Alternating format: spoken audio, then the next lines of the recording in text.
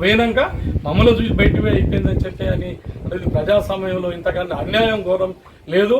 ప్రజలందరికీ విన్నవిస్తున్నాం. మరి ప్రజల అవసరాల కొరకు, వాడలో ఉన్న పనుల కొరకు, ప్రజల క్షేమం కొరకు, అభివృద్ధి కొరకు మరి మాట్లాడే స్వాతంత్రాన్ని కూడా నొక్కేసి మరి అధికారులు కానీ మరి చైర్మన్ గారు కానీ మరి ఈ విధంగా ప్రవహిస్తూ ఉన్నారు కనుక దీన్ని మేము ఖండిస్తూ ఉన్నాం. ప్రజలు మీరు అందరూ గమనించాలని కోరుతా ఉన్నాం. కమిషనర్ గారు చెప్పినాం, మళ్ళీ ఒక మీకు లెటర్ ఇస్తాం, మీరు మీటింగ్ పెట్టండి.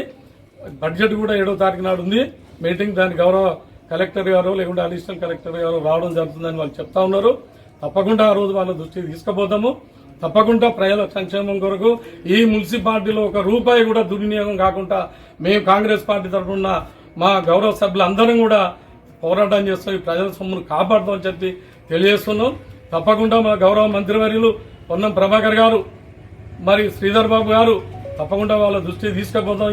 ఈ మున్సిపాల్లో జరిగే ఈ అవినీతి కావచ్చు, అక్రమణ గురించి కావచ్చు, భూ కబ్జాలు పేపర్లలో రోజు చూస్తున్నాం. ఎవరో కంప్లైంట్ చేస్తున్నారు, ఎవరో పేపర్లు వస్తూనే ఉన్నది. మాకు చెడ్డ పేరు వస్తున్నది మా గౌరవ సభ్యులకు. కనుక ఎవరు తప్పు చేస్తే వాళ్ళ మీద చర్యలు తీసుకోవాలని చెప్పి తప్పకుండా మేము మా మంత్రుల దృష్టికి, అధికారుల దృష్టికి తీసుకుపోతాం. తప్పకుండా ఈ రోజుకెళ్ళి ఒక్క రూపాయి కూడా ఈ ప్రజా ధనాన్ని దుర్వినియోగం కాకుండా మేము మరి తప్పకుండా పనిచేస్తామని చెప్పి ప్రజలందరూ దయచేసి మీరంతా గమనించాలి. ఏం జరిగింది, ఏం జరుగుతా ఉన్నది అనేది కూడా దయచేసి మీరు గమనించాలని చెప్పి సందర్భంగా కోరుతా ఉన్నాం. ఈరోజు జమ్మికుంట మున్సిపాలిటీలో జనరల్ బాడీ మీటింగ్ జరగడం అయింది.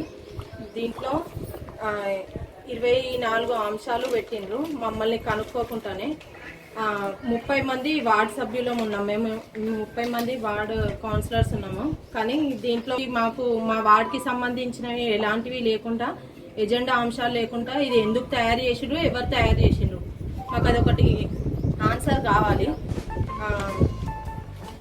దీన్ని మేము చాలాసార్లు మా వార్డులో ఉన్న పరిస్థితులను బట్టి మేము వీళ్ళందరికీ మా మున్సిపల్ చైర్మన్కి చెప్పడం జరిగింది. బ్లీచింగ్ కానీ, స్ట్రీట్ లైట్స్ కానీ, ఇప్పుడు మా వార్డులో వాటర్ ప్రాబ్లం ఉంది కాబట్టి ఒక 2-3 డేస్ నుండి మేము ఎన్నిసార్లు కాల్ చేసినా కానీ రెస్పాన్స్ అయితే లేరు. ఇట్లాంటివి ఇంకా ఎన్నో జరుగుతున్నాయి కాబట్టి కొంచెం మీరు సీరియస్గా యాక్షన్ తీసుకోవాలని చెప్తున్నాను.